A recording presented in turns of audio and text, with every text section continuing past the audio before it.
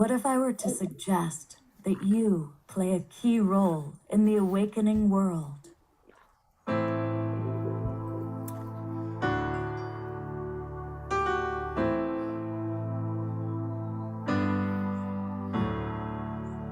that you are watching this because you have heard the call.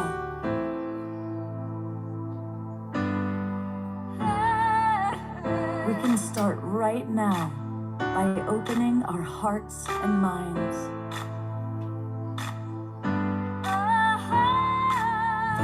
Welcome to the awakening world.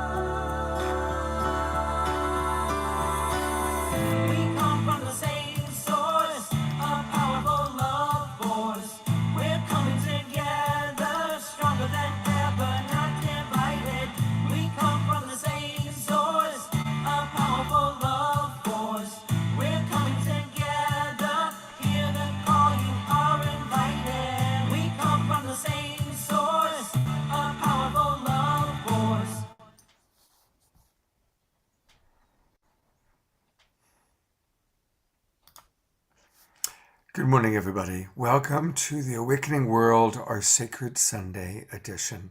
I'm Love Coach Scott Katamas, and I always enjoy on Sunday morning, it's kind of the conclusion of a powerful weekend of Awakening World, where we take a topic and we explore it on Friday night, on Saturday night, and then we wrap it up on Sunday morning. And this weekend, we've been exploring how all of us just might be modern day mystics, how we can dance with the divine.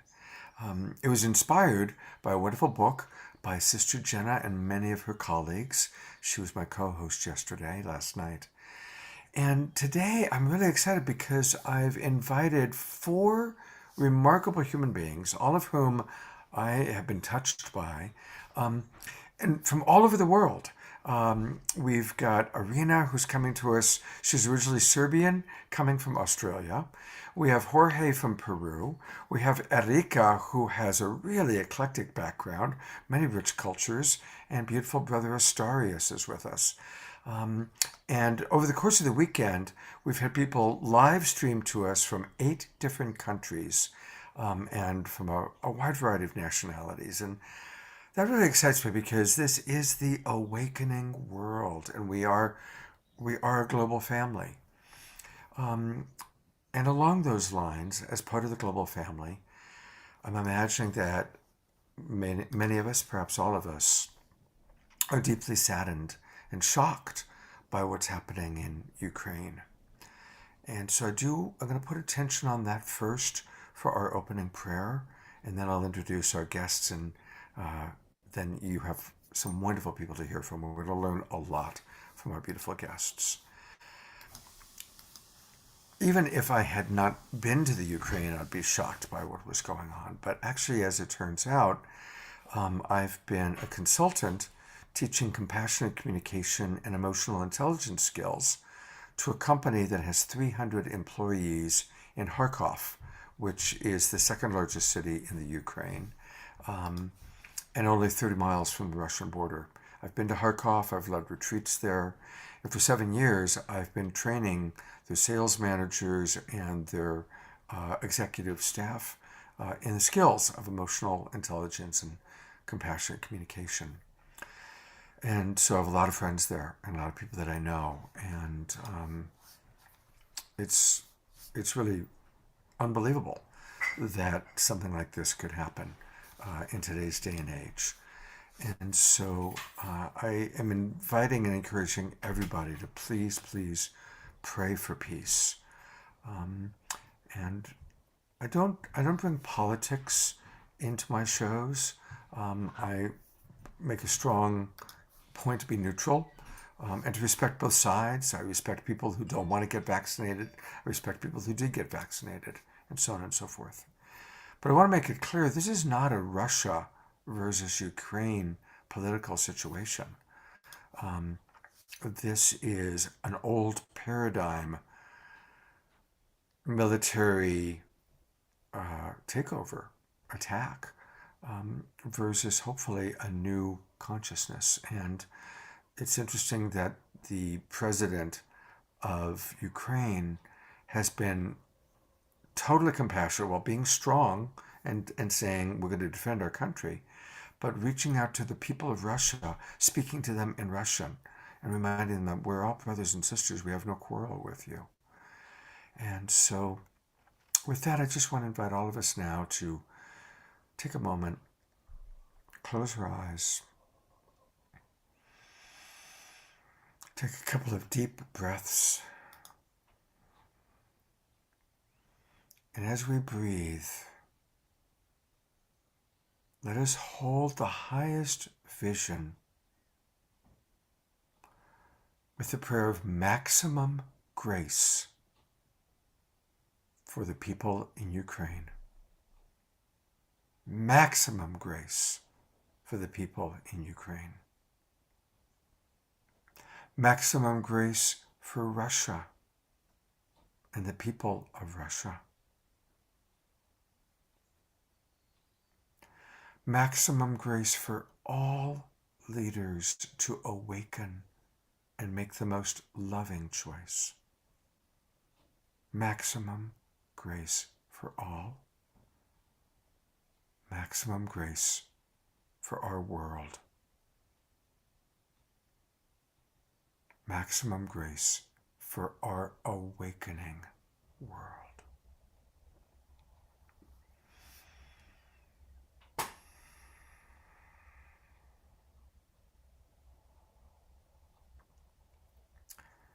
Thank you. I want to welcome all of our friends watching on 100 different Facebook pages.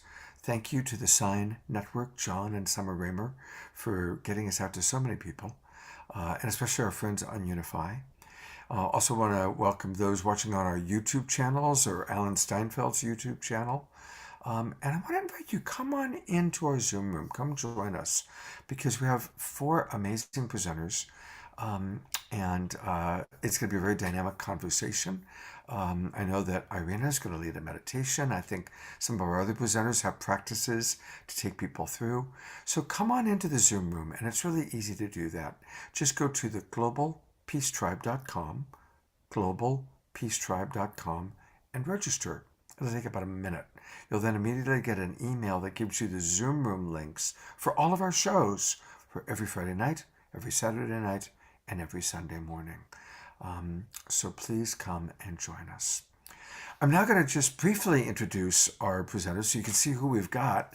And then I'm going to ask them questions and get it out of the way and get a chance for us to learn to meet them.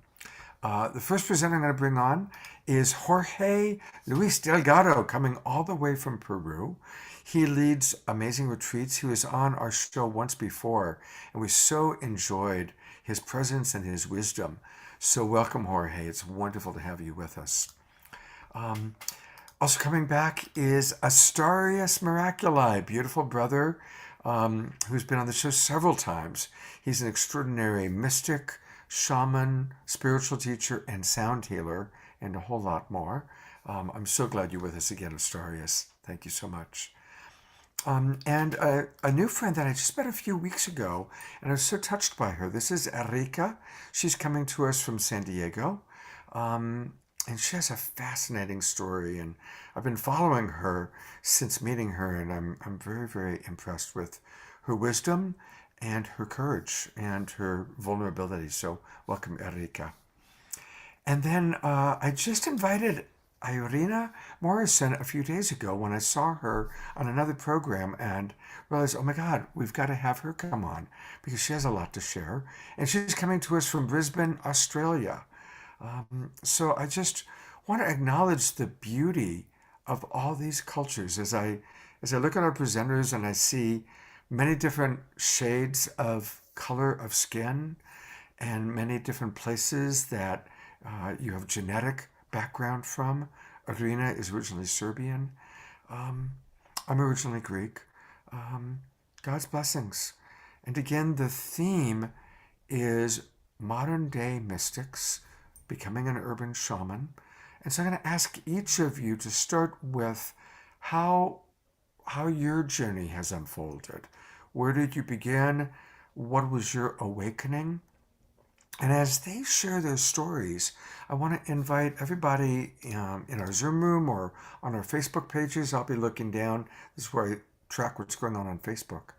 Um, to share your stories of awakening, your mystical story. Um, and so I'm going to start with Brother Astarius. Um, and welcome, brother. And I'm looking forward to hearing what you have to share.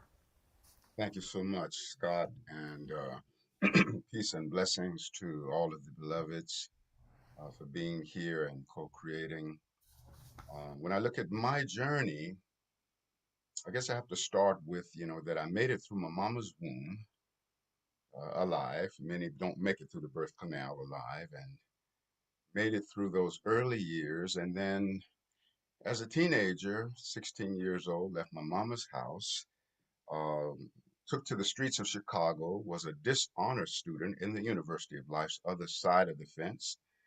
All my role models, pimps, hoes, gangsters, thieves, con men, con women, drug salesmen. I was a part of that treachery for 6 years. Turned 22, and that's when the shamanic journey began. There was only one thing that happened externally that was the catalyst for that, and that was that 9 months prior to consciously stepping onto my spiritual path, I fell in love with a woman, and I was so pissed with myself about that because I didn't want to feel that way about anyone. But the Most High had a plan for me to bring me to the resonance of universal love, where I could have a love for the whole of the universe, but I couldn't come directly from that treachery to universal love. I had to come by way of feeling that much love for another human being. And that then catapulted me onto my path at 22. I came on like lightning. It was like so powerful in all of the things that I was studying and reading about. It was just a process of remembering. It wasn't like discovering something for the first time. It was very effortless. And then that universal love just came there. I just had this infinite love, for everyone. And it was really enlightened self-interest because I also knew that every being in existence was my own self by extension. And so it was really enlightened self-interest to love the whole of the universe because I recognized the universe as me. My first modality became astrology, many, many, many years ago, and then the sound healing with the didgeridoo and the vocal harmonics, and healing with breath as well as crystal wands. I began to make crystal wands and staffs and instruments of this nature. And so, I mean, there's so many things I could say about it, but I just want to give a snapshot, of it. And one of the most profound things that has occurred for me is one, the love vibration, but also the vibration of forgiveness. I found that the most profound healing balm is that of forgiveness. And with what's happening in the Ukraine, that's certainly one of the most needed things. And sometimes when treachery goes on in the world, we give treachery for treachery, and we feel justified in reacting treacherously. And I'm so grateful that in my shamanic path and my mystical path, I have learned to make forgiveness, my ally. And so I want to just conclude or move toward a conclusion of my sharing with this poem. I call it Trust and Forgiveness. It's a selection from my book, and I think it's part of the healing balm that is necessary for the world, the Ukraine, as well as the world at large. Trust and forgiveness, the sacred twins. Trust brought us to this earth to heaven. Forgiveness ascends. The rage of resentment blocks the lessons we must learn, and the darkest of relationships then constantly return. The weapon of distrust breed The horrors of our pain and distrustful ones will come to us until we trust again. Forgiveness is the master key opening the cage to set us free from distrust, misery, pain, and strife from those we feel have wrecked our life. Who can do a thing to you that you yourself did not create? Will you place blame outside yourself, or was it you who wove your fate? The past we reap, the future we sow, the present collects the debts we owe. If we had not the need, there would be no dirty deed, much wisdom to be gained from the center of our pain. Forgiveness is a must, for it teaches us to trust. Suspicion is a hungry beast that rips away our inner peace. Let go now of past resentment toward fallen love or yesterday. If not, our past repeats itself and steals the joy of this great day. If we don't forgive the past, we can't trust the present, and we then attract a future untrustworthy and unpleasant. Forgiving the past, trusting the present, making the future sweet and pleasant, blessing the darkness, making it right, reversing the tide, and freeing the light. And forgiveness has been one of the greatest alchemies for me, and I think it is for all of us in the world, and certainly needed at this particular time. And I love you so much. Mm, thank you. Beautiful. What a beautiful, beautiful start, and such an important message for us, Astarius. And of course, Astarius will be back. We've got a wonderful hour and a half together. So thank you so much, my friend. I really want for people to share. And so I'm going to read Jeffrey Colebrook in our Zoom room, shared a little bit, and then we're going to meet Erika. Jeffrey wrote, in 1967, I was deeply seeking something, help in meditation, and then all of a sudden there was no outside me. I was all that I saw. Everything and everyone was inside of me, and the journey continues in oneness. Evolution is the solution. So thank you. And wow, that's 1967. That's a long time ago that you had that awakening. And of course, people are thanking you very much, Astarius, for that beautiful sharing. I'm now going to bring on Erika. And I have been so impressed with how you've shared your story of awakening, Erika. And so I'm going to put the full spotlight on you, and please do share with our audience your story. Thank you, Scott. So I am Erika, and I first want to give honor to those in the Ukraine and big prayers to the Ukraine. And I really love this idea of forgiveness. I believe it's the biggest practice we can all master each and every single moment. I know that I'm always forgiving my ancestors, my mom, my father, and those who have, been in the place of shame. So a lot of my story has a lot to do with shame. And it started when I was sexually abused every day with a gun next to my mother's bed. And I think it was the biggest blessing that I realized it was my initiation to the place of becoming a self-pleasure shaman. And it took me many moments to get into the realm of forgiveness. And it started by just learning how to connect with my breath in meditation. And a big practice for me has been learning to forgive. And one of my favorite memories of forgiveness has a lot to do when I started getting into a practice of meditation. And it's not the formal type of meditation where we listen to an audio track. It's really learning to be without sound and being in relationship to silence. Why silence? Sometimes silence can bring uncomfortable feelings of belonging, and sometimes memories come up. And for me, when I was in silence, I had this deep memory of my stepfather. And I felt that I was ready to let that story go, let that suffering go. And in that moment, I discovered that I was pure and I was a joyful little girl. And all of you are joyful children. All of you are joyful children. Because that is our divinity. That is our mysticism. That is the start to stepping into the role of shaman, healer. And it really comes down to the fundamentals of love, especially the love to ourselves and learning how to embrace our sexuality. That is my mission. That is what I stand for. What really started my journey to awakening was when I started writing my Sacred Prostitute Chronicles, and this was actually last year. So my history is after my childhood, I got into the sex industry for almost a decade, thinking I'm only going to be in this industry for a few months. And I realized that I have not fully owned that story. I was in and out. And then I realized I need to forgive myself.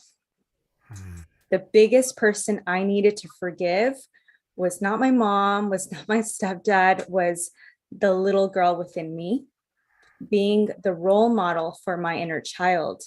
And so I started writing these chronicles, and I was like curious. I said, I don't know what a self-pleasure shaman looks like.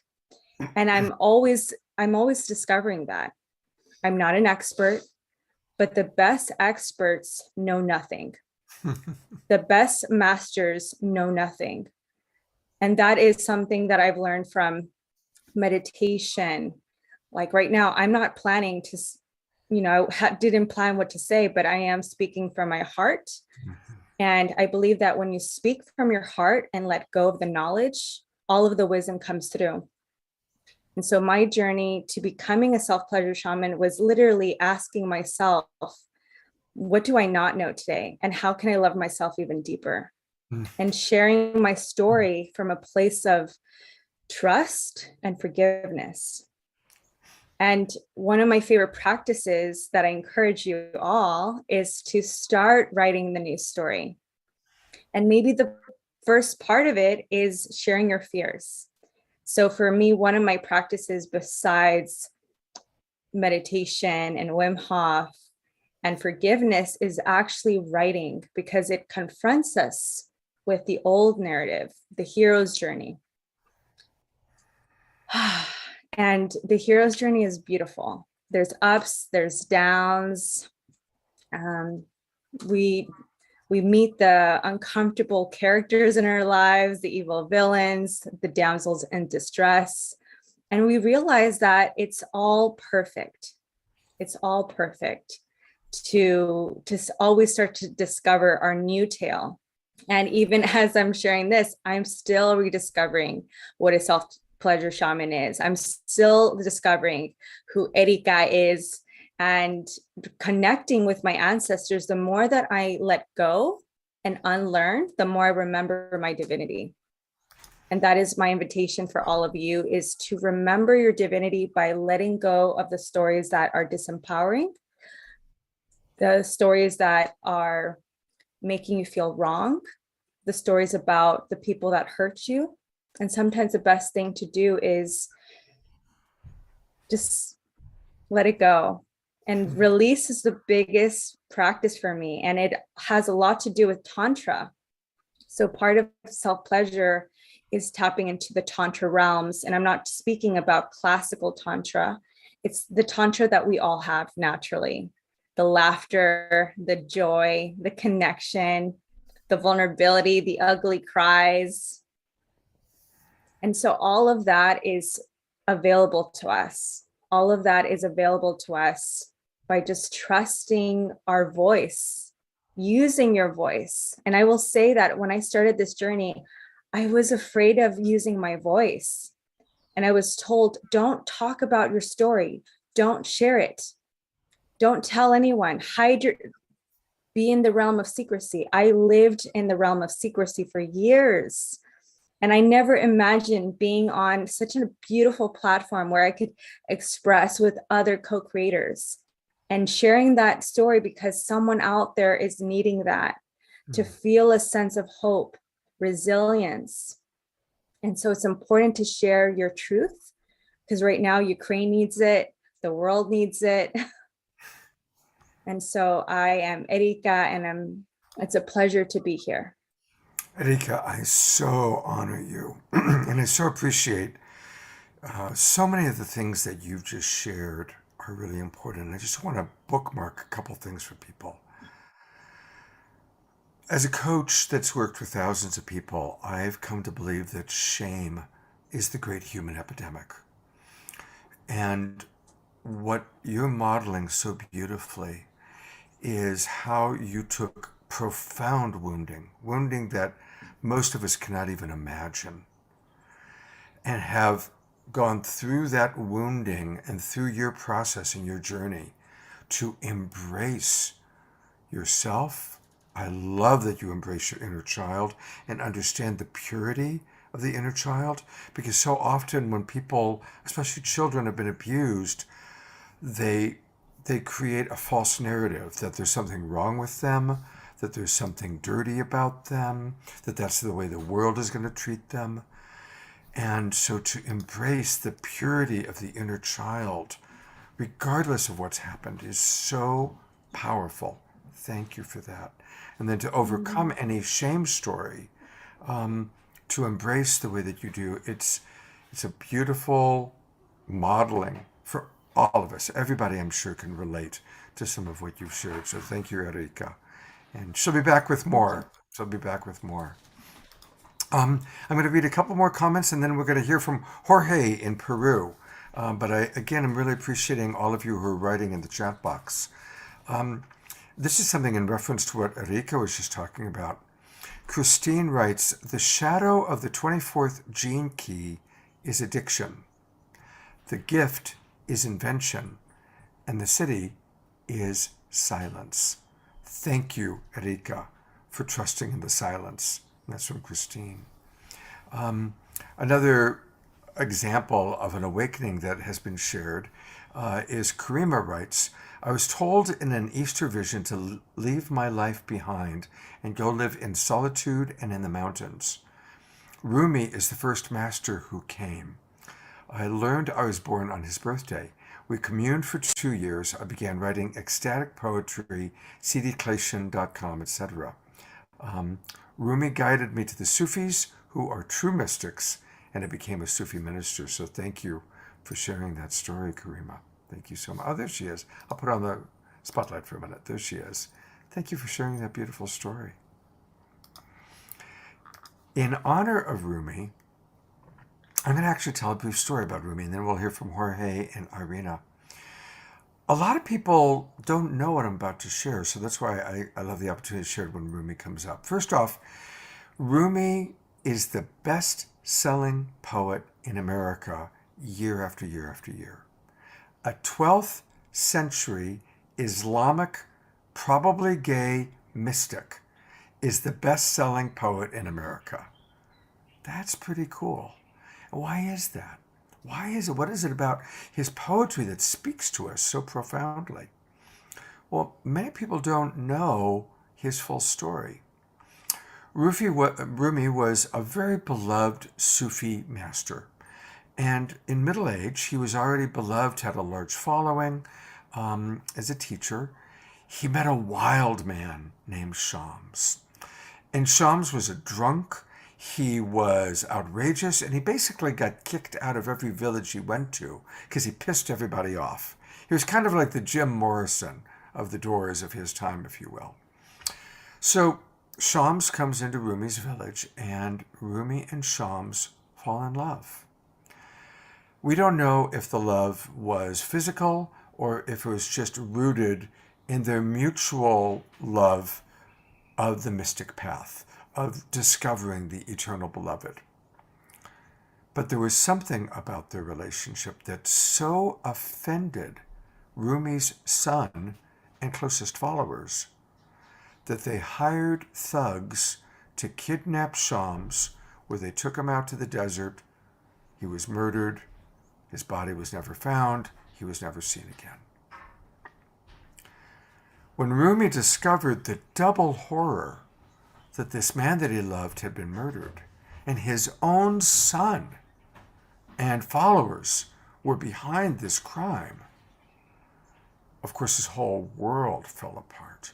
And he just experienced himself spinning. And he stood up and he started to spin around and around and around in the room that he was in.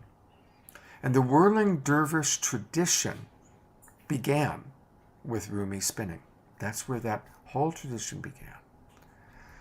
And as he was spinning and his heart was breaking, he made a profound choice, which he speaks to in much of his poetry, that he was going to seek to find Shams and the eternal beloved through the pathway of the broken heart. And so that's why when you read the poetry and where he's saying, stomp on my heart and drink from the wine, that comes from the grapes of my broken heart, this is what he's referencing from his own personal life.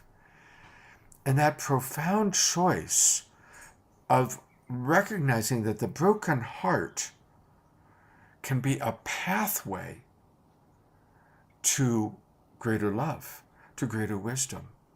And that's what Erika has spoken of. It's what Astarius started us off with forgiveness. And so I love that Rumi came into our consciousness, and I hope that story is one that is inspirational for all of you. We are going to Peru, and Peru is coming to us. I am so grateful. Thank you for your patience and waiting. Here is Jorge Luis Delgado coming to us from Peru.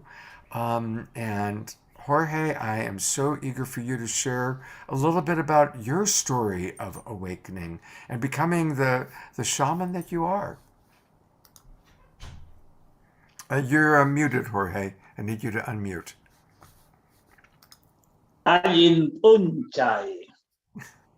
The impact of the light in each of you is magnificent.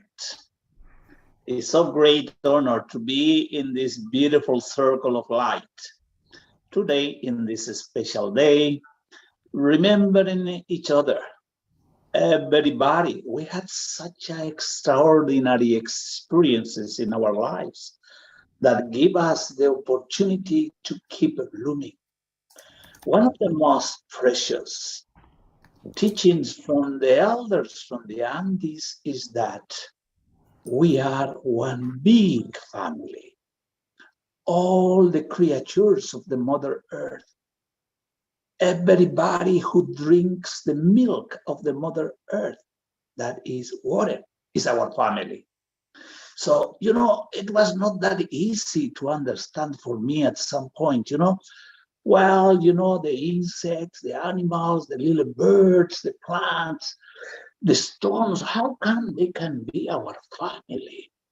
We are maybe superior, something like that, the ego, the human ego.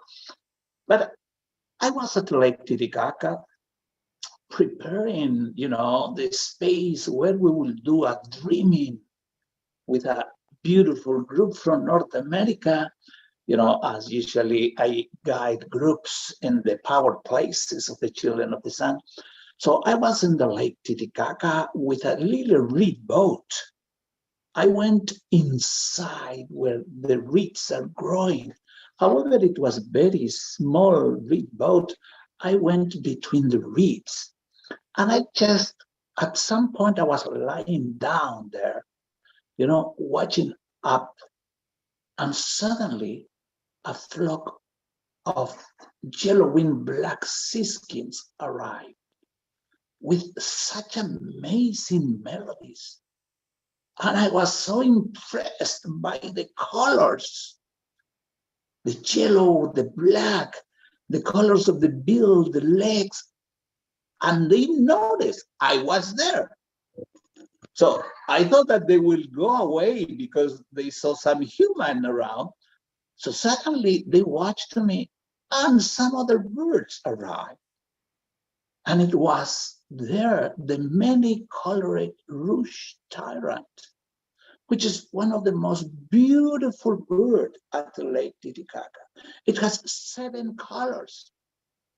So I could see clearly the reds, the blue, the yellows, the colors that it has in the neck, in the crest, in all parts. And I noticed this bird noticed I was there. And he was building like a nest in between the reeds. The feeling I had in that moment was just that joy to have the opportunity to experience the beloved mother. The mother was speaking to me, and I was listening. Listen, the heart of the mother through the beauty of the bird. Listening the sound of the bird, listening the silence, listening life. The relationship with the birds, with the plants, with the same lake, it changed totally. Because before I used to see from outside the beauty of the lake, you see, everywhere is very, very picturesque, all the lake. But I was just looking only the physical body. When I start to have this experience, I start to see the soul of the mother. I start to feel it. It's in my heart. It is in my mind. It is in each creature of the Mother Earth. So much later, when I went to Machu Picchu, one of the nights, I was guiding a group there. And usually we used to have the entrance at the night. Amazing experience. We had a circle. I was with my closed eye. I was doing the invocation with the different names of different aspects of divinity. So I was starting with Illa Tixi Wiracochan, Aya Moyo, Apu Kuntichi Wiracocha Pacha, Achaya Chacha, all these qualities of the light, the aspects of the light, the names we can say of divinity. And suddenly one of the persons very loud said, "Wow, it's coming." And I thought that the guardian is coming, maybe we are in the wrong place, but normally we used to do ceremonies there. Anyway, I said, what's coming? And they say, the condor is coming. And I opened my eye, and in front of us, from the Anantin mountain, a huge cloud with the shape of a condor was moving the wings, and we could hear the sound of the wind, the sound of the wings of the condor. Everybody was in tears, everyone, like 25, 30 people in this group. So we went 40 people, but at the night, I think it was our second or third night there because we used to stay 1 week. So next day, my teacher was, you know what? You saw God. You could not see it before, but he was always there. So I start to understand we have much to learn through this Amuki.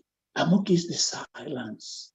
As we bring peace with our histories, as we really pay attention to our most important mission, to clarify our histories, to let go of the past. Because for our culture, the past, it's not behind. The past is in front of us. Is what we don't change. We keep seeing it. We see it until we let it go. So it's controlling us. It is giving the perception of life. Our point of view, it comes from there. from the past that's in front of us. So the past needs to go. But of course, everybody's agreed. It's all about love. It's all about forgiveness. So the different aspects and the different qualities of the light is so important to bring this awareness, to bring the first quality that is clarity, to clarify our past, to understand clearly we come from love, so we are love. Until here is just information. It becomes in wisdom when we really apply that light. That light is so wise, and we accept our own light. We experience our own light. That light is love. That light is wise. That light is in service to light. So it's in service to light. So when we start to understand the Mother Earth, the Father Son, every day is teaching us, is remembering us. The Father Son every day says, be warm. Every children of the Son is warm. That means the affection to ourselves, the warm words we use with ourselves is so important. If we observe the words we use with ourselves, we will see that most of the words are cold words. Most of these words are negative words, negative thoughts.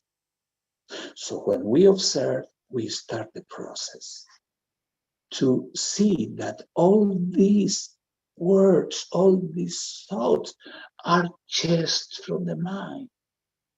It doesn't come from the inner self. So we start to see with the eye of the heart. We start to listen with the heart. We start to experience with the inner sun. So we can see the birds, we can see the plants, we can see the trees, the lakes, the river, all the elements as part of our huge family that all we are interconnected. So for this, the first mission to let it go, and as we love ourselves, we bring our contribution. That contribution to love ourselves is to bring more harmony and peace in our hearts. The peace in our world, it starts always in each of us. It's not only about the government, it is all together a state of consciousness. Oh, just so beautiful. Your voice and your passion and the way you've integrated what you're sharing with us. You just took us on a beautiful journey. And thank you for reminding us about connection to nature and how that is so important, especially in this world where we're all so digital. Thank you. Thank you. And we're going to, of course, hear more from you, Jorge. I'm so grateful that you're with us. And your internet connection was good. We were able to hear everything quite well. So thank you. And we'll see you in a moment. I'll bring you back on in a moment. I'm going to read just a couple of more comments, and then we have our fourth presenter, Irina. Prashat wrote, as Rumi said, the wound is the place where the light enters you.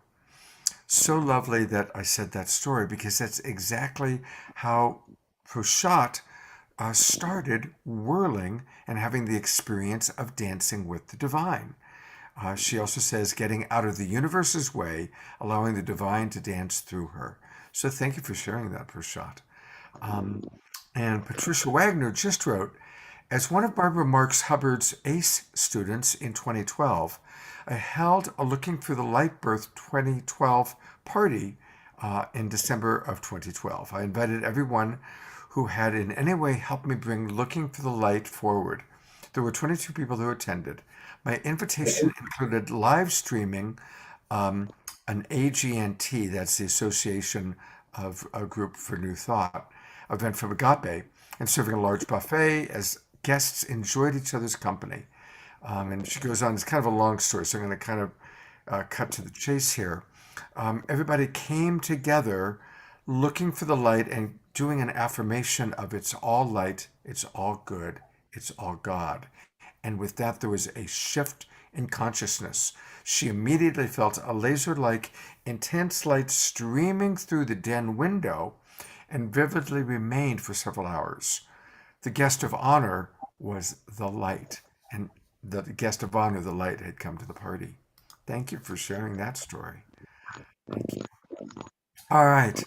Thank you for your patience, Irina.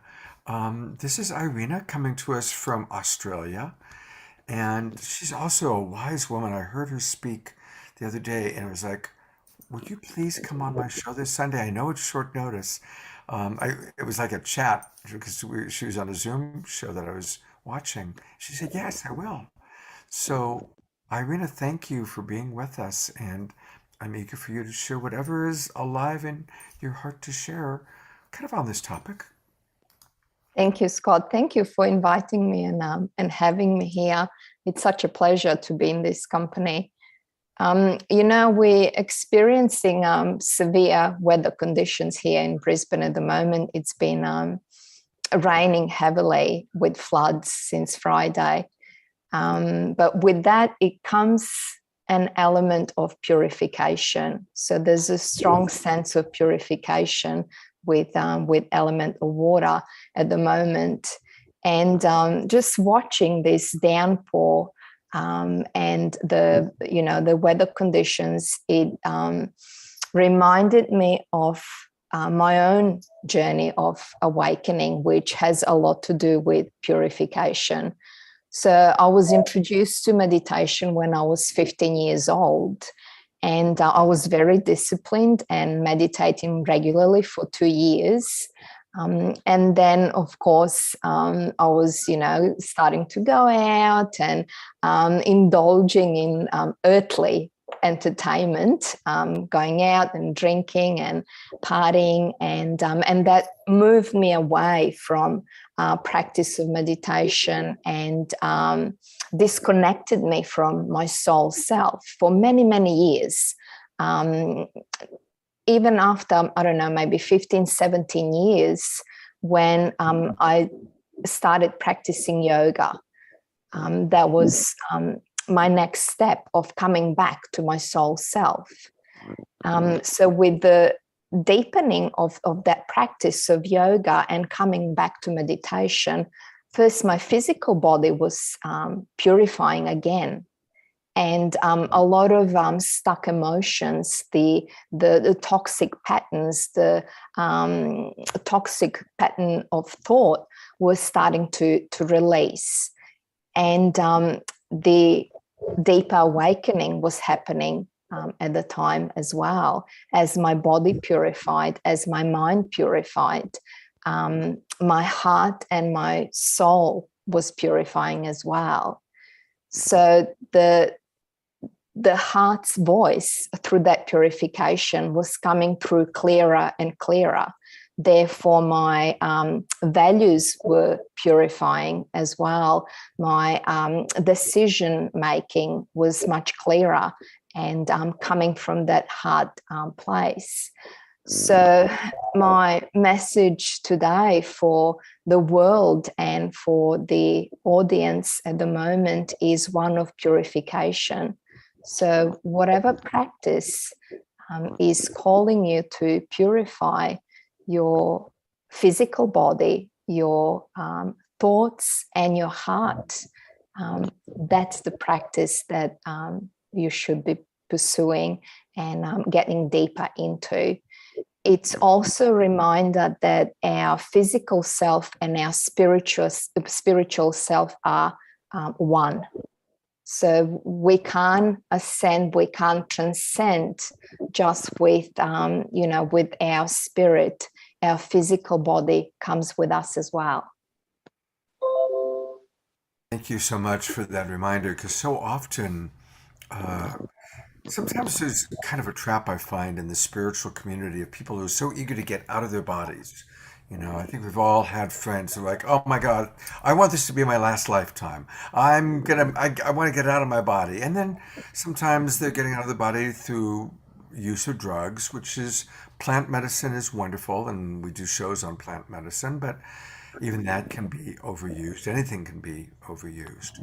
And one of the things that I'm noticing is that, to be very honest, a lot of the people in my generation, the baby boomers, were all about getting out of their body. My friends that are millennials are like, no, it's about being in the body fully. And I think that there's a nice shift taking place where we're realizing, look, the body is this incredible sacred temple. We are so blessed to have these bodies. And as we learn how to manage the illusion of separation, which causes so much emotional pain, and embrace our oneness, then we can embrace our bodies. And thank you for reminding us about purification. I'm on the 13th day of a 28-day cleanse, so I can personally Oh, relate. that's fantastic. Yeah. So thank you. You mentioned that you had a practice you wanted to take people through. Yes, It's if this is a good time, yes, absolutely. We're just about halfway through the show, so it might be good to do a practice, and then we'll do another round with Astarius and our other presenters, Jorge and Arika. So, what's the practice you'd like to share?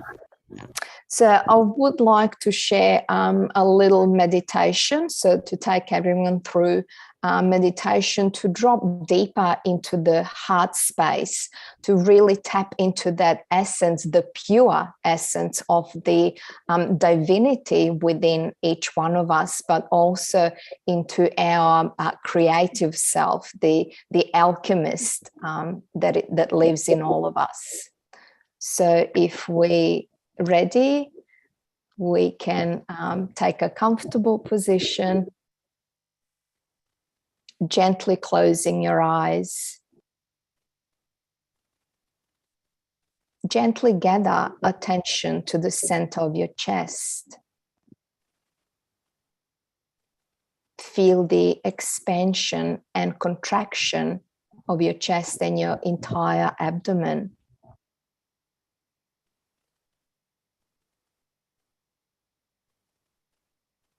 And as you relax in each moment, allow your mind to be filled with beautiful images, but without any attachment, without any force. Whatever comes to your mind, just simply appreciate. Images might come and go. Let them. Whatever comes through. A beautiful nature scenery, or your favorite animal, or your loved ones. Let it come through. And then simply let it go.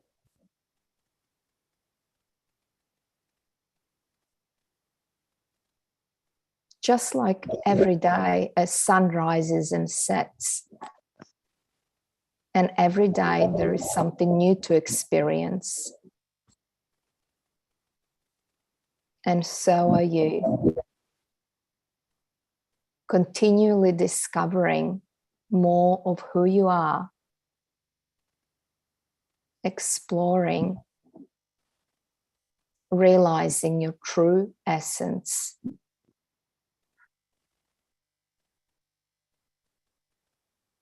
So let us take a moment to tune into the field of that essence of purity, simplicity, your divine beauty. Let your breath guide you into the inner space of your heart center. Feel it. Feel it in the middle of your chest. There's a vast space, an infinite space. Feel into the texture, the vibration of that space. Feel the infinity. Feel the divinity.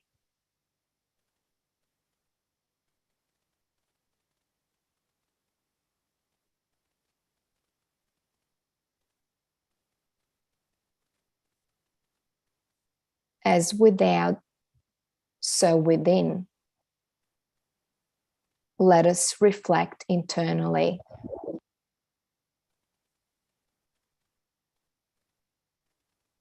Just as that infinite space in the center of your chest, so is your potential, infinite potential.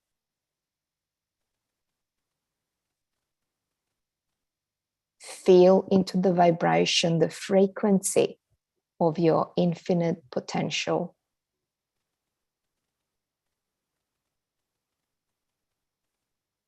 And just as an infinite space in the center of your chest, so are the possibilities in front of you.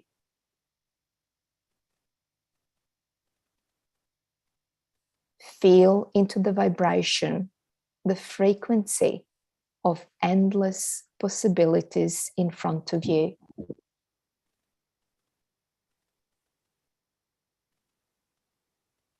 And just as an infinite space in the center of your chest, so is your creativity. Feel into the vibration, the essence, the frequency of your creative self.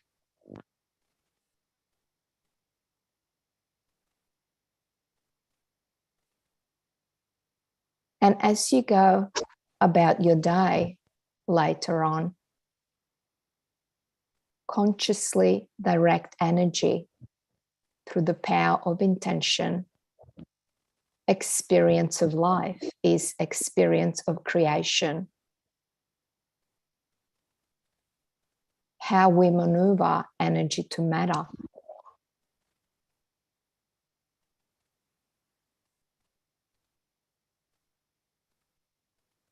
Allow each moment to move graciously and fluidly.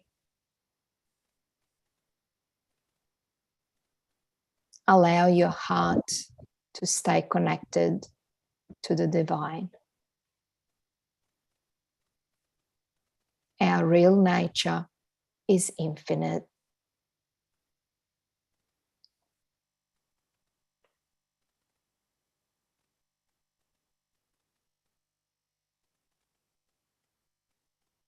When ready,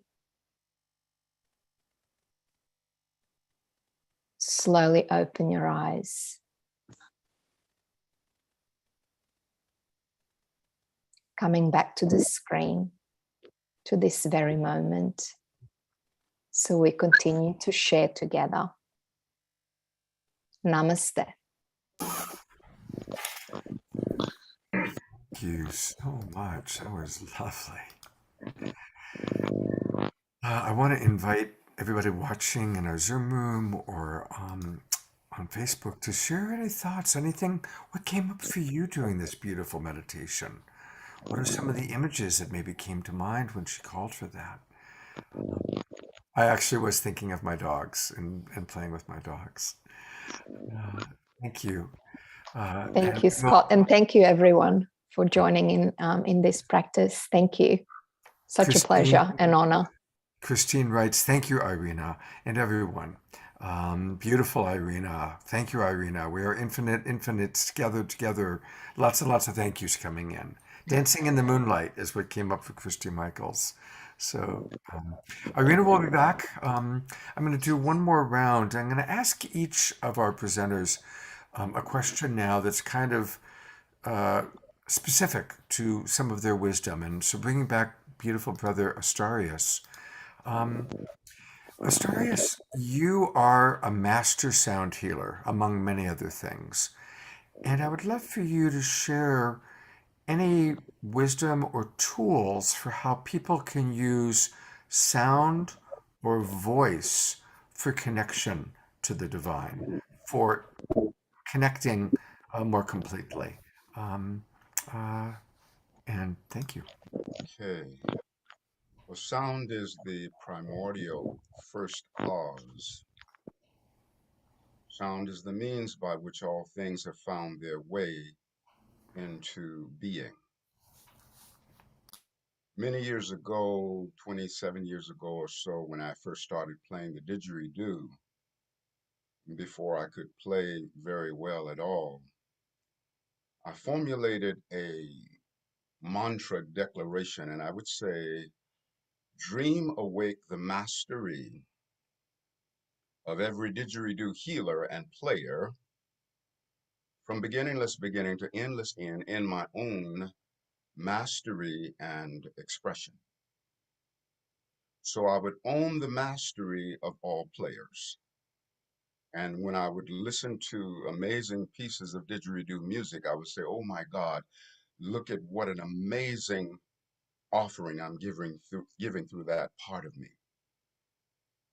So to accelerate in the mastery of sound, it is important to be at resonance with the infinite, eternal, omnipresent, all-dimensional reality of the sound healing frequency.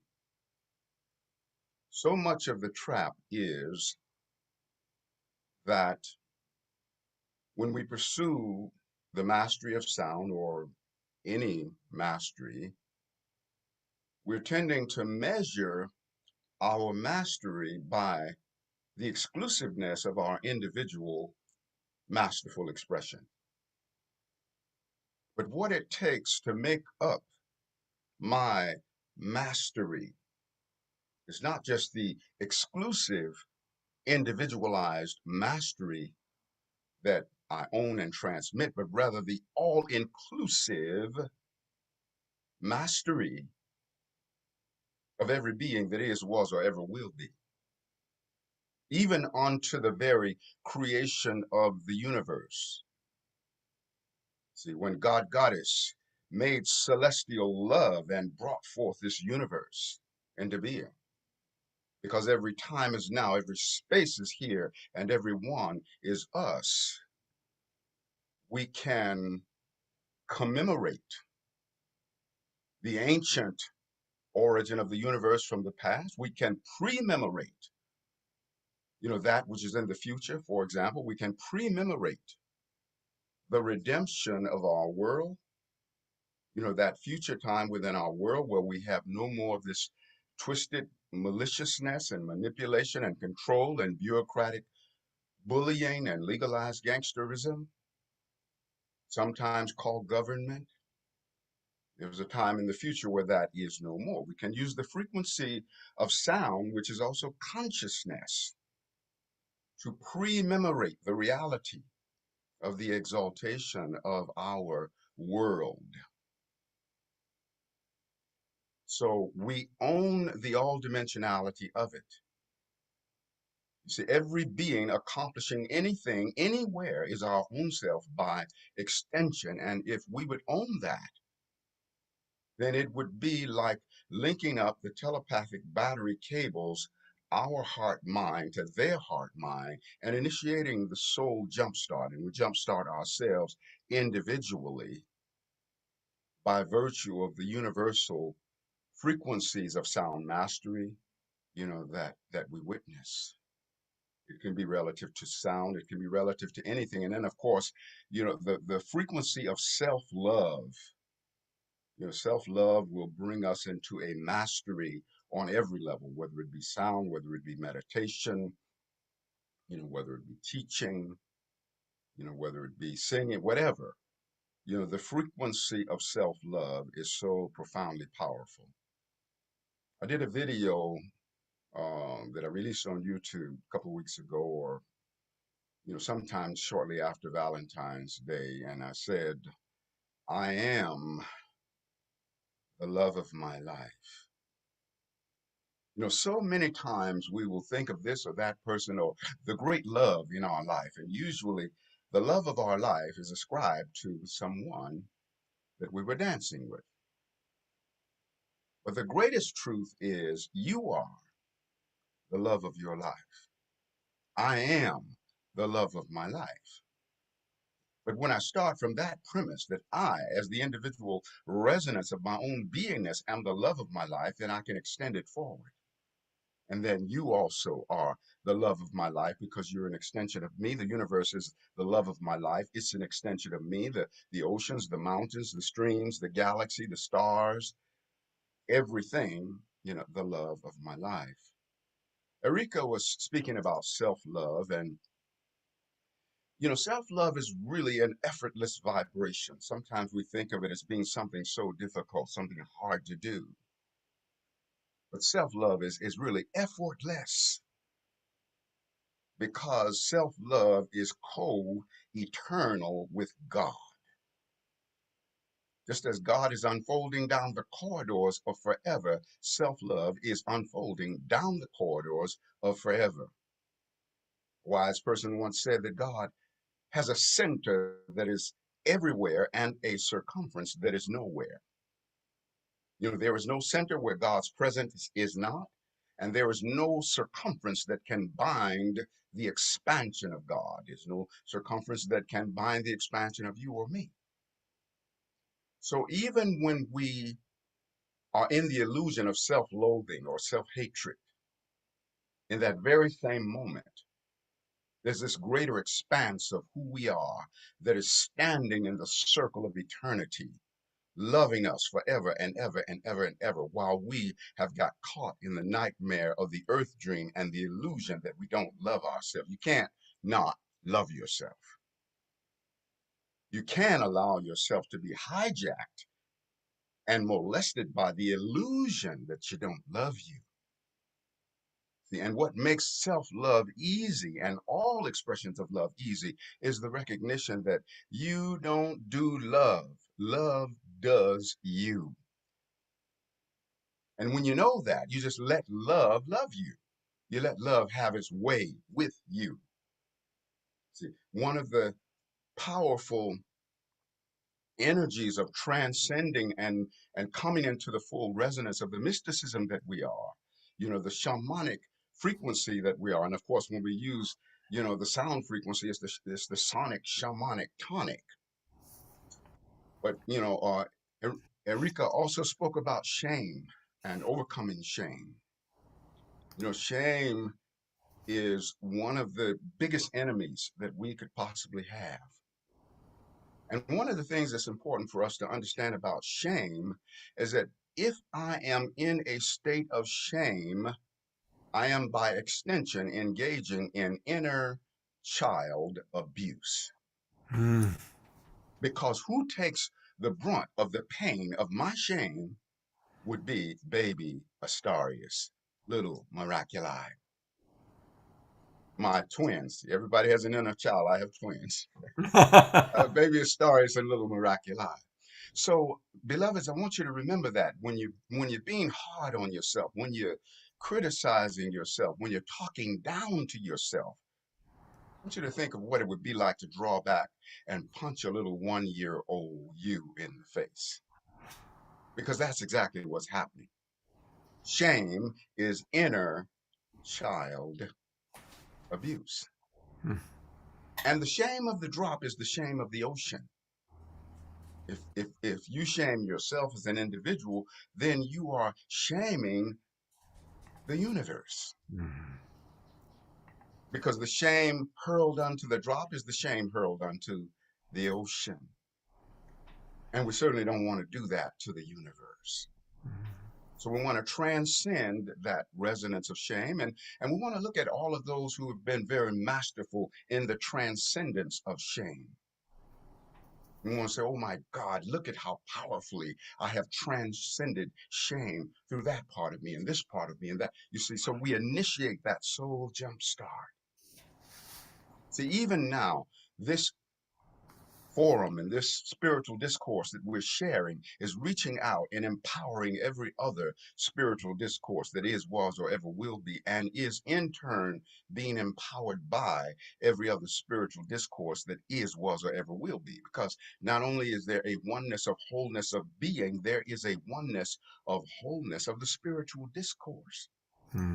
a oneness of wholeness of the victory over shame, a oneness of wholeness of the sacredness of sexuality.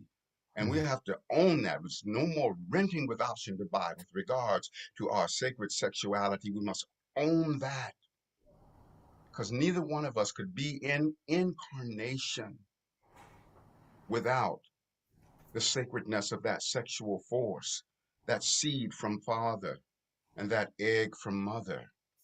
And so we want to come back to the sacredness of that. And if we're having an individual difficulty in that, then let's look at the heroes and sheroes that have risen up really high, that walk in the erotic innocence and that walk in the sacredness of sexuality. Some people wonder, why am I creatively blocked?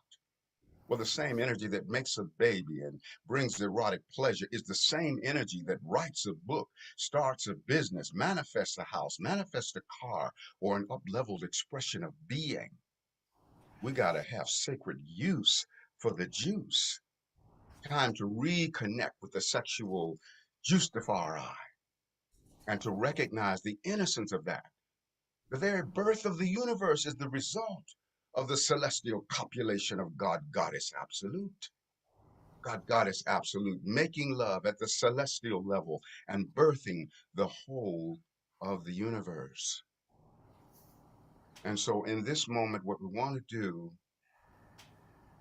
is know that we are a microcosm of the Akashic records, a microcosm of the book of God's remembrance, and everything that is, was, or ever will be is known inside of us. So let's feel now together. Let's feel the birth of the universe and the power and the bliss and the love that was felt by a creator source on birthing this great universe. And we want to give that energy to whatever it is that we're wanting to individually manifest.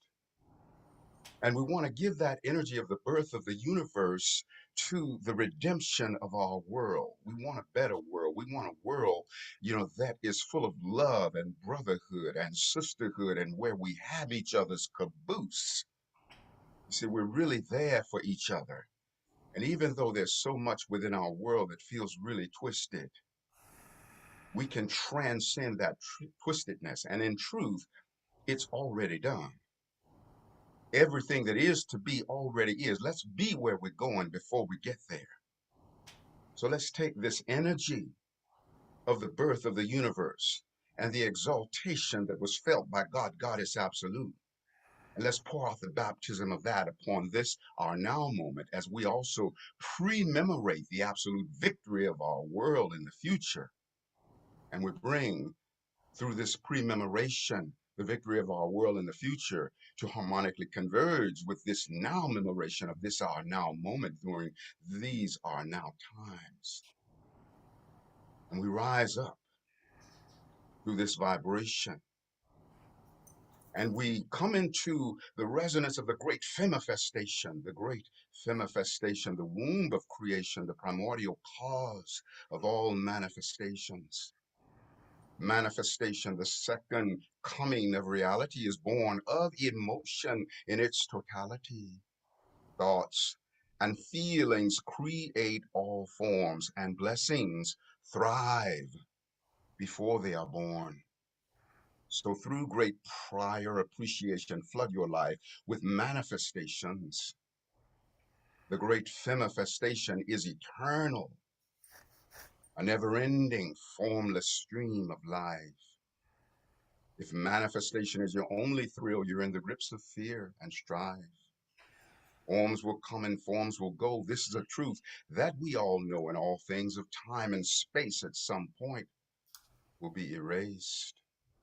Faith is the substance of all desires, the evidence of that which is not seen. So celebrate the unseen goodness, and all the riches of form are then yours to redeem. When the miracles of your life are still sleeping in the void, skyrocket your gratitude, and they come leaping from the void. You're pregnant with every blessing that will ever come to be. Embryos within your soul, though human eyes have yet to see. So see with the eye of mind and heart.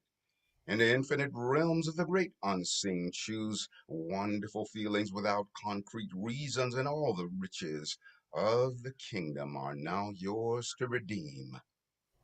The great manifestation, the womb of creation, the primordial cause of all manifestations.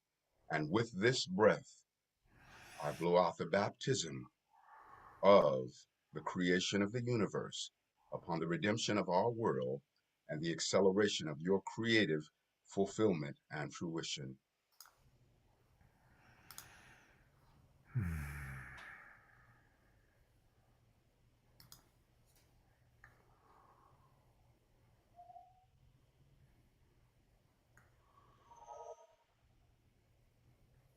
Ho Ashe Amin Namaste Hotep in Lakesh Alakin Shalom Satnam Hariom Rastafari.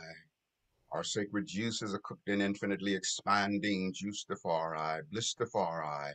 Wanna always have many miles when our smile, wiggle in our giggle and tingling in our boots, laughter ever after, put in our strut, wings on our butt, always rising up. Up at the top, there's room for all. It's just the bottom that's crowded, y'all. So it is, and so it shall eternally be. Thank you, thank you, thank you, beautiful brother Astarius. And I I do love you want so to much. encourage everyone to go to his website. It's his name, Astarius, Astarius.com. And there's a beautiful sound healing video right at the top that I've played on my shows before with his beautiful didgeridoo. And there's a lot of wonderful things. So please, and you can contact him. His phone number is right there. If you want private coaching, personal sound healing, any of the beautiful, beautiful offerings. And thank you for sharing time with us this morning. I love you, bro. I'm so honored. Love you, Thank you. brother. Thank you. See you soon. And of course, a lot of people are writing how much they enjoyed that.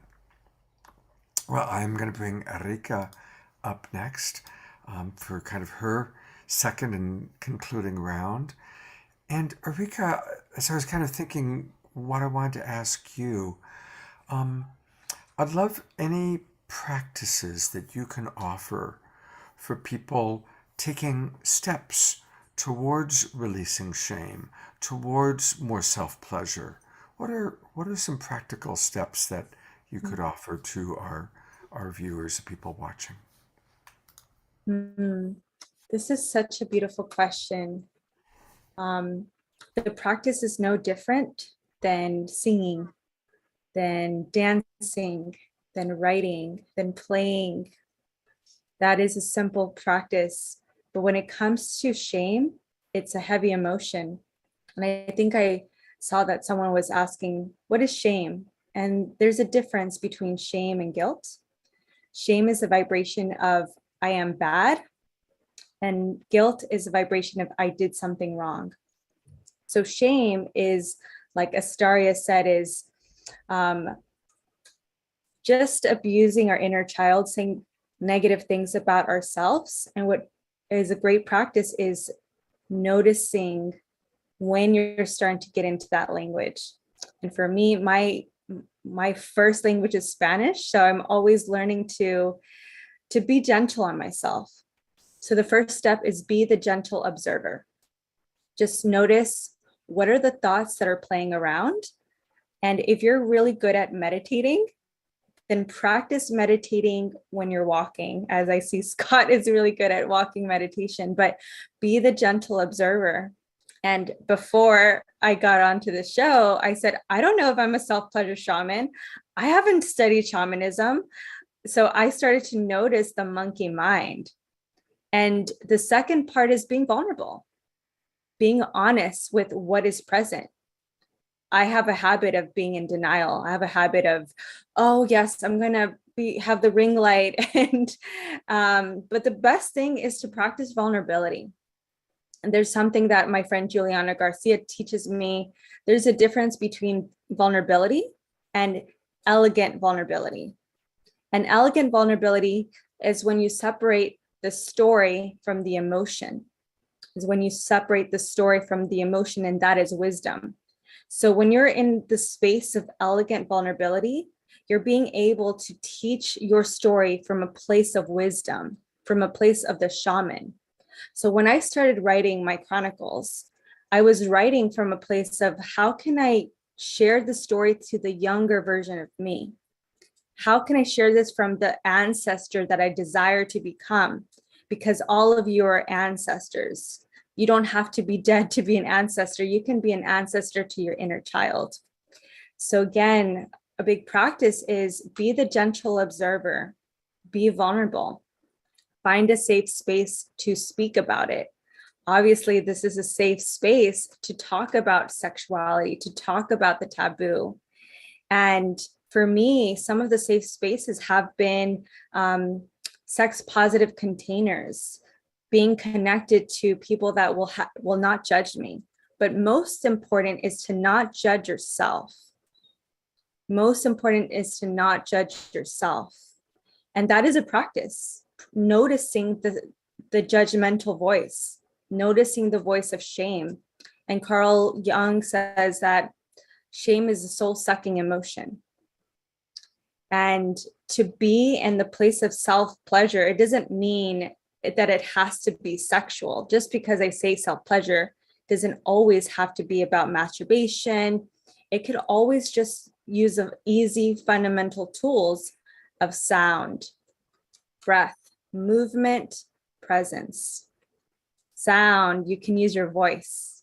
And when I say use your voice, use the voice from your core, the root. And Rumi says, return to the root of within, is one of my favorite poems of Rumi. And so use sound. And when you use sound, if you're noticing that there is an easiness, or if you're noticing that maybe there's like some shame coming up of using your voice, that is the block. When I think of block is the thing that we're afraid to say, the sounds that we're afraid to make. Maybe it's an animalistic growl. Ah! And that could just be an exercise. That can be a practice. You don't have to have a didgeridoo. You don't have to be a world-renowned poet. You don't have to be a Rumi. You just have to play with that animalistic sound within you. And then, of course, movement. For me, dancing is my way of being into my shamanism. It's free. This is all available to you. And if you have a story about, oh, I can't dance, actually, you don't have to be perfect. Let go of that story. Let go of the story that you have to be perfect. And presence is, again, being the gentle observer. Part of presence is actually connecting to your breath. And this is one of my favorite mantras, is breath is your lover. If you treat breath as your favorite lover, you're gonna be present. So those are my key practices, and I'm complete. Thank you so much, Erika. I am going to, two things. Thank you for helping to differentiate between guilt and shame. That's really, really important. And really the way to heal or manage shame is self-love. And a way to manage guilt is to find your care underneath it. You only feel guilty because you care, right? You feel guilty that you didn't call your mother because you care about your mother. You feel guilty that you were cross with the way you spoke to someone because you care about that person. And one of our people, Erika, one of the people in the Zoom room asked a question, should an older, bigger, stronger people feel shame, blame, guilt for what they've done to younger, weaker, pure, innocent ones? And I appreciate the honesty of that question. And for me, it would be shame, guilt is never valuable. There's always a higher option. And the higher option is to seek to understand. Now, set boundaries, absolutely set boundaries, but when any human being is wrapped up in guilt or wrapped up in shame, they're contracting, they're disconnecting from life force, they're disconnecting from spirit, they're dropping into the illusion of separation, and that just perpetuates the negative cycles. And Erika, is there anything you want to add to that? I'm just really grateful to be here. And I think this is a powerful conversation to have, to step into the light. Like, we are all light. The more that we have these conversations, we're able to transmute the energy of war into the energy of love. Yeah. I know so people have already said they're signing up for your newsletter. This is where you can find Erika. It's her name, Erikaa. There's two A's. Erika. Erika. Erika. Yes. I'm working You on got it, Scott. You got it. Good, thank you. And then her last name, Briones, Briones, ErikaBriones.com. And is there any particular upcoming workshop or something you'd like for us to point out to people? Yes, there is an upcoming workshop happening March 5th. So this is specifically for women overcoming heartbreak. Wow. So I believe heartbreak brings up a lot of shame and guilt, and there will be dancing, there will be movement. I will be doing some healing called emotional clearing. It's a modality to clear some of the heavy blocks, to be able to make decisions from the place of lightness, from the place of peace. So this is one of my last workshops for now, but I am just so excited to just invite some of the women to come into this container for healing, because I believe that, I'm not here to heal. I believe it's a collective healing that we need. The idea that we need a guru is changing. We're now in the lane of community. Community is healing. So I'm not here to be your guru. I'm not here to be your shaman. I believe that we're here to be a collective, and within the collective, there is a healing. So that is my invitation to come join this workshop. If you have a sister, if you have a cousin that is overcoming heartbreak, and heartbreak is really like the energy of grief, the energy of sadness. And so I will definitely be doing a healing. So. And that's on March 5th. And what time is that going to be? 10 a.m. Pacific Standard Time. Great. Thank you so much for blessing our world with your presence, for your wisdom, your vulnerability, your honesty, and just your Erika. Erika. Erika. That's my sound. There we go. All right. Yeah. So much. All right.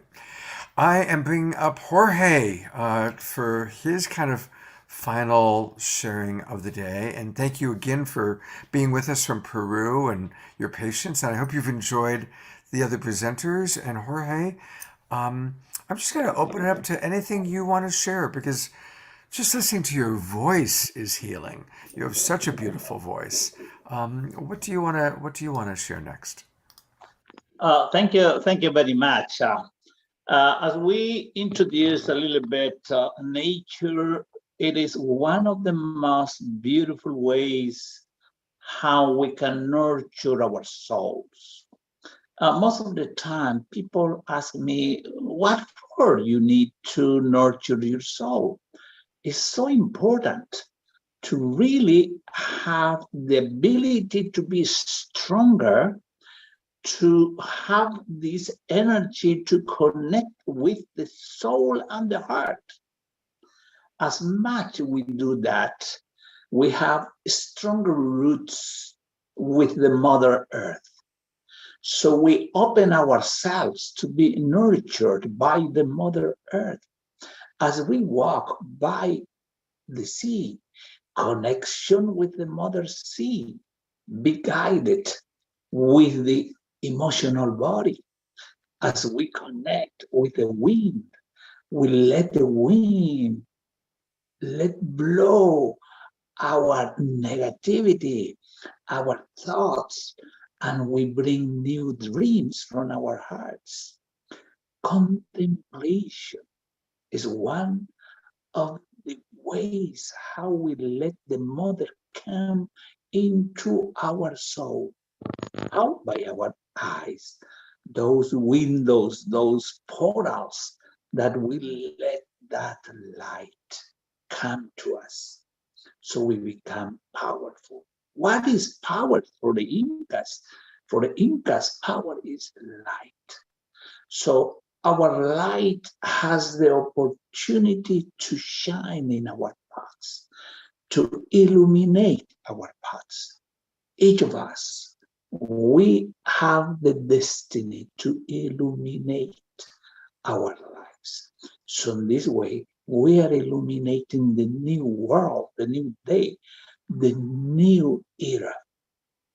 So for our tradition, it's so important all the practices that there is in the world, but be consistent with some of these practices. It's so important to see if we stop or we keep growing, we keep blooming. So important for us to see if we can expand our light. How we see it? We see it through our relations. Everybody agrees, it's all about love. It's all about light.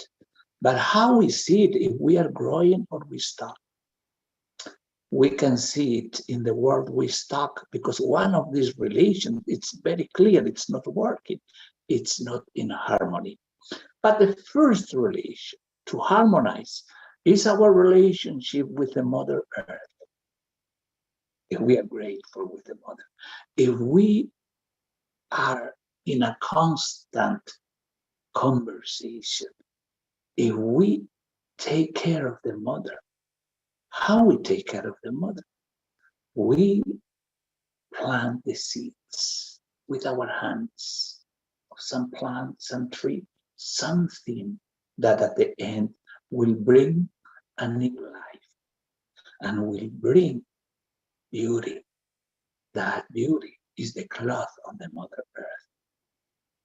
How is our relationship with the Father Son?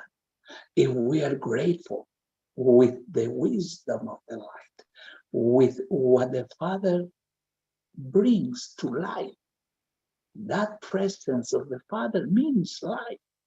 Without his presence, there is no more life. Being aware, that consciousness of the light.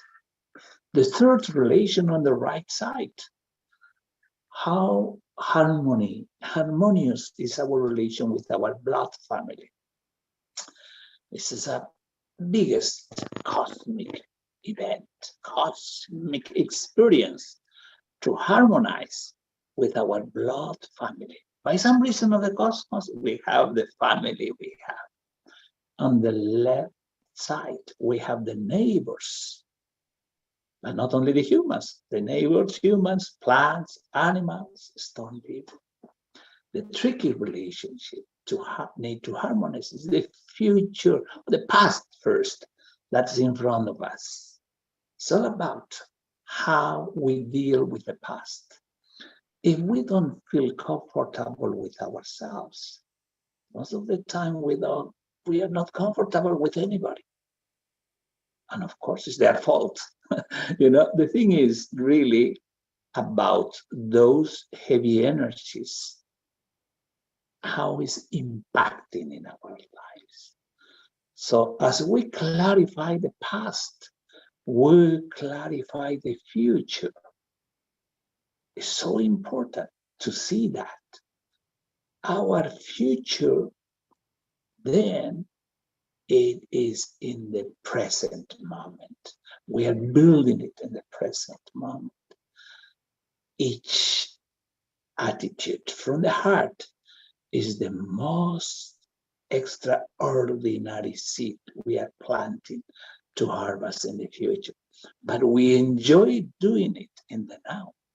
So the sixth relation, that is the future that we don't see yet, it's behind. We guarantee it's going to be extraordinary if we bring the extra. in the seeds we plant. What is that extra? Is our own light, our authentic self, the real self. So when we are loving ourselves, probably we will see all the 6 other relations are in harmony. If we don't, if we are not in harmony with some of these relations, some of the elders will say, you're sick. That means that we need to harmonize. We need to heal. Sometimes we are wasting energies. We are leaking energies in some of the relations. We have great dreams, but we need to do like a feng shui in our lives. How we are nurturing our soul is so important. How we are nurturing the physical body, the mental body. In all the bodies, if we take care, if we see it comes from the inner sun, its guarantee is the best medicine. But if it comes only from the ego, if it's only the mind, probably it can bring us some success, but doesn't guarantee that freedom, that salka, that wild, unique, undomesticated being that lives in each of us. So for this new cycle, for this new world, I wish you many hummingbirds.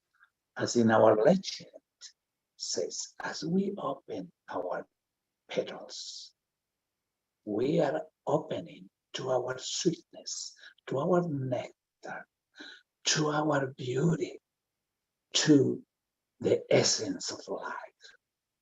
But first, we have to try that sweetness.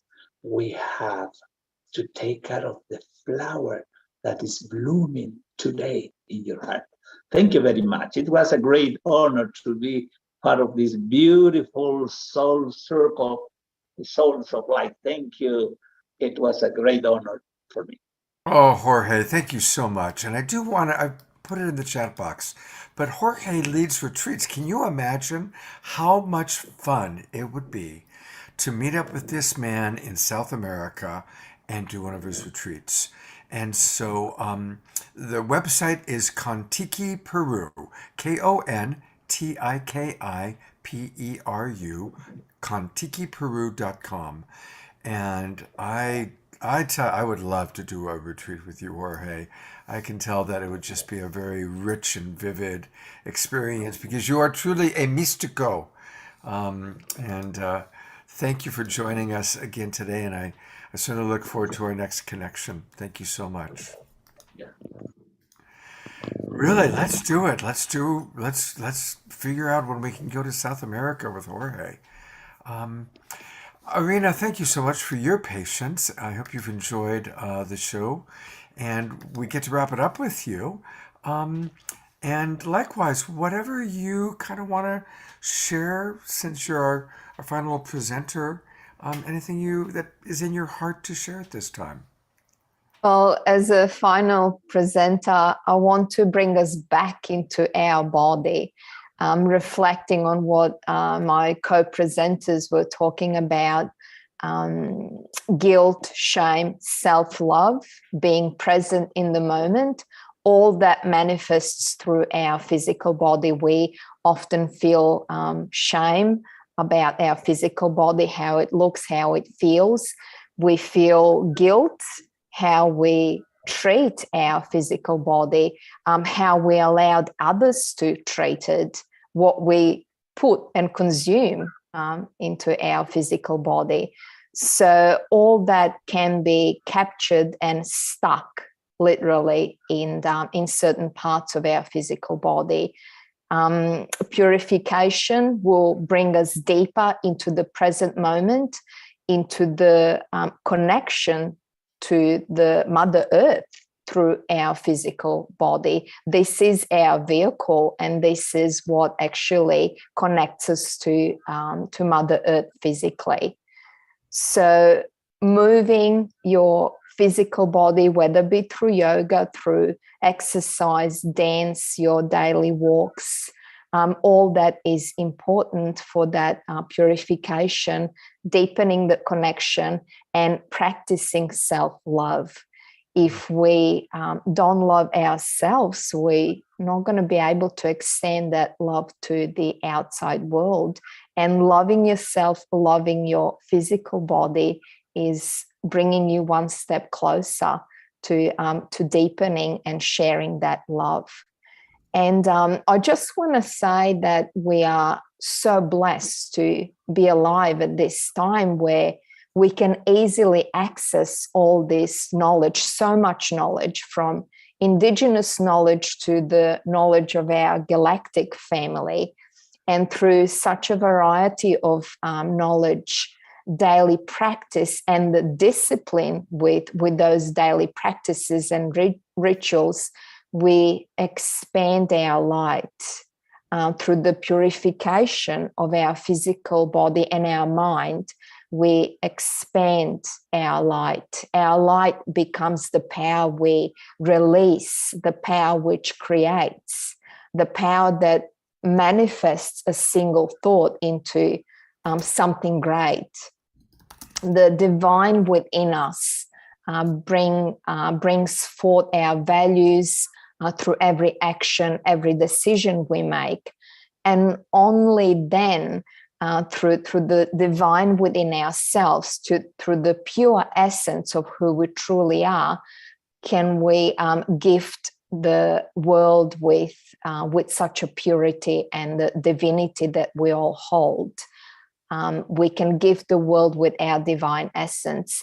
And when we each gift the world with our divine essence, we in fact create the world of the divine.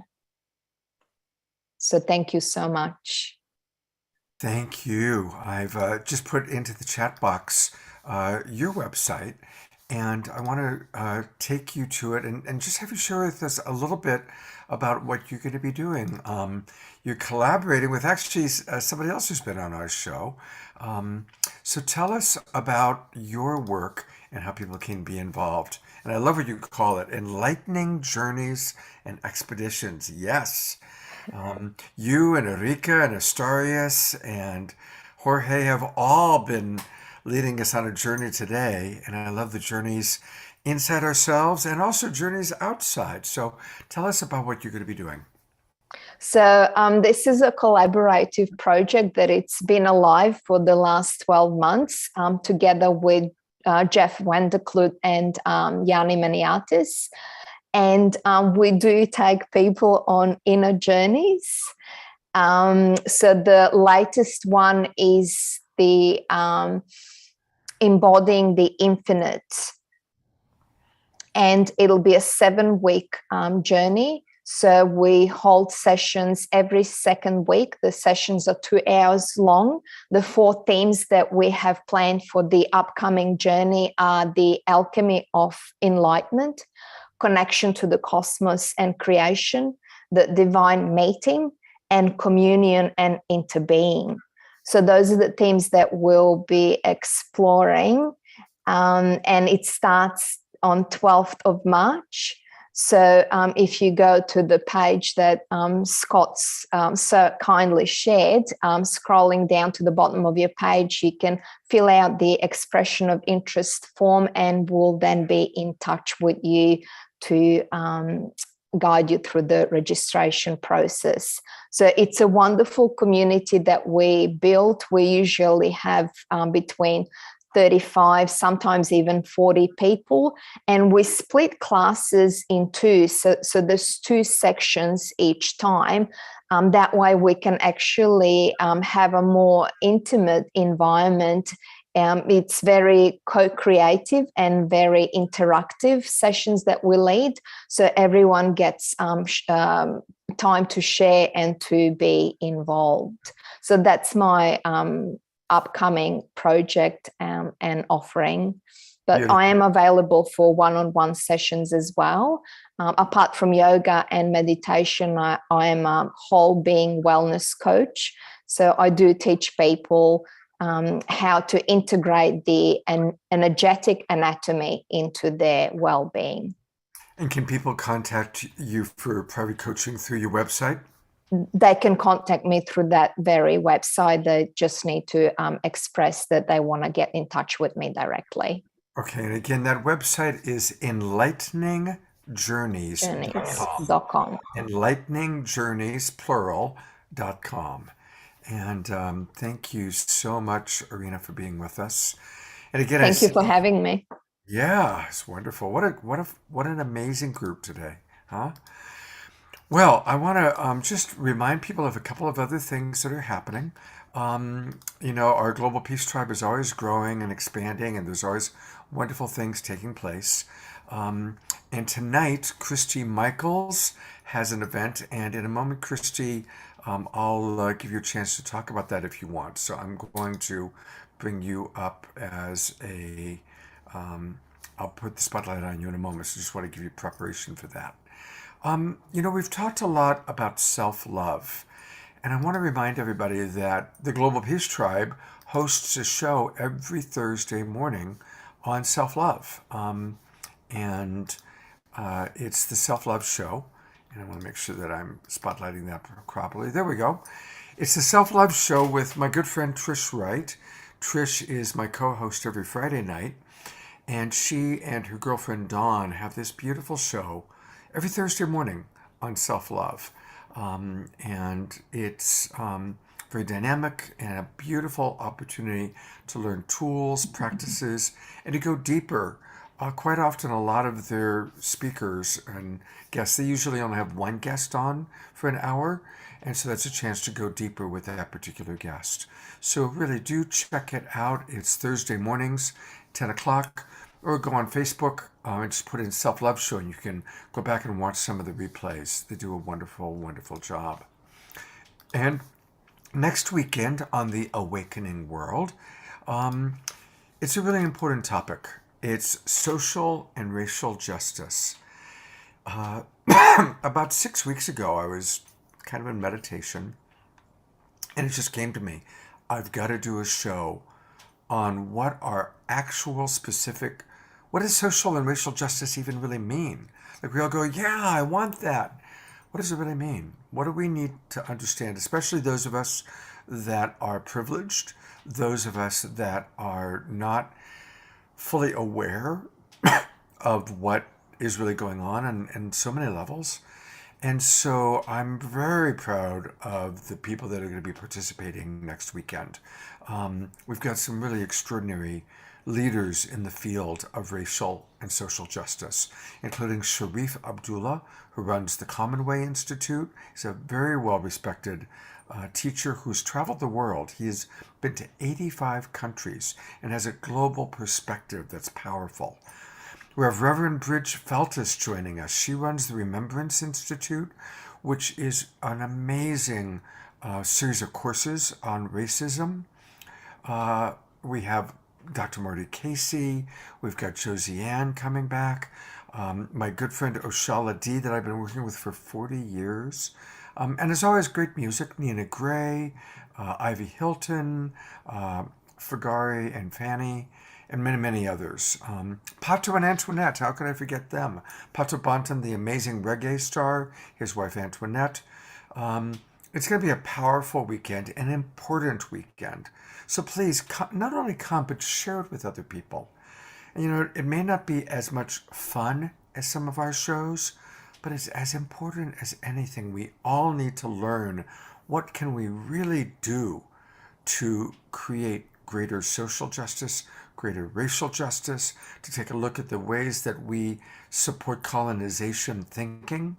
I'm 66. I've been studying this stuff for a long time, and I still have so much to learn about my thinking that is, based on the world that I've grown up with. So please, please, please join us next weekend. All right. If Christy has turned on her camera, she has. There she is. Hi, Christy. Hi. So tell us about what you're going to be doing this weekend. And I'll pull up the poster. Yes. Last night I went to sleep and it was really quiet.